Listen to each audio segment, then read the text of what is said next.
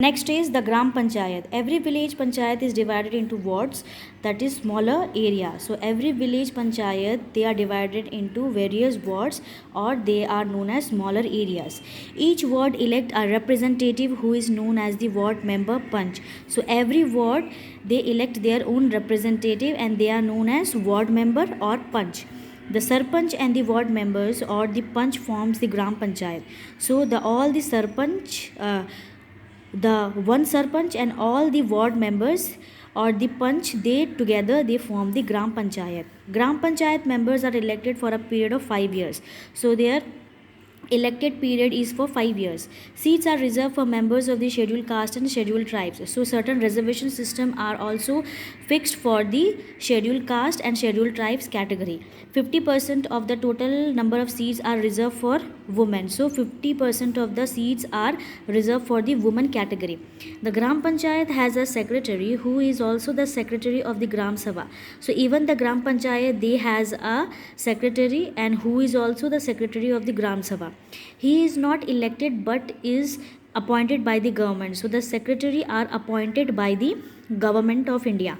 The secretary is responsible for calling the meeting of the Gram Sabha and Gram Panchayat. So it is a duty of the secretary to call for a meeting of the Gram Sabha and Gram Panchayat. He also keep the records of the proceeding. That means whatever the discussions are done in the meeting of the Gram Sabha and Gram Panchayat, he or she keeps all the record.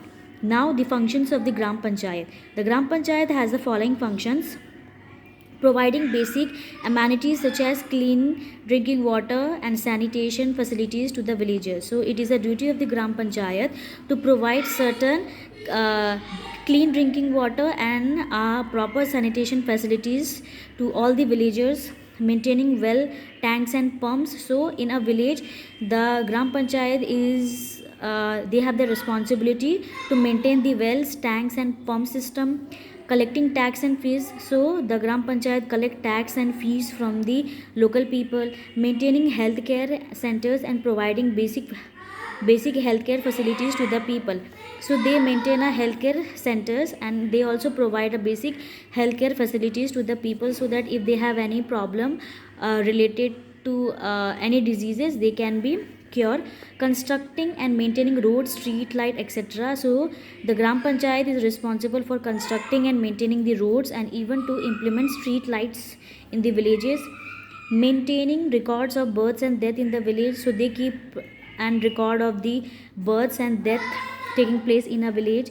Providing educational facilities, constructing and maintaining school building. So they also provide different types of education facilities. They also construct the school building and they also maintain the school buildings.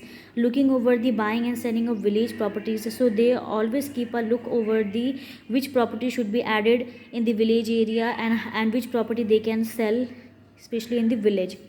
Next is sources of income.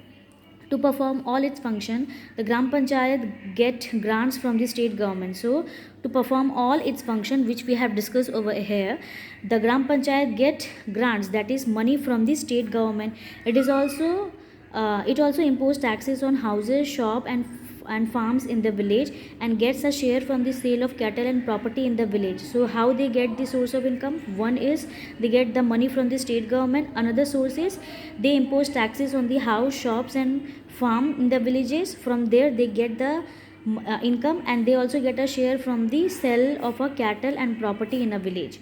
So these are the sources of the Gram Panchayat. Facts box. The constitutional, that is 73rd Amendment Act passed in 1992 came into force on 24th April 1993. It provided constitutional sanction to the Panchayati Raj system. So in the year 1993, finally our Indian Constitution, with the help of 73rd Amendment Act, they have passed an law through which Panchayati Raj system was implemented in our India.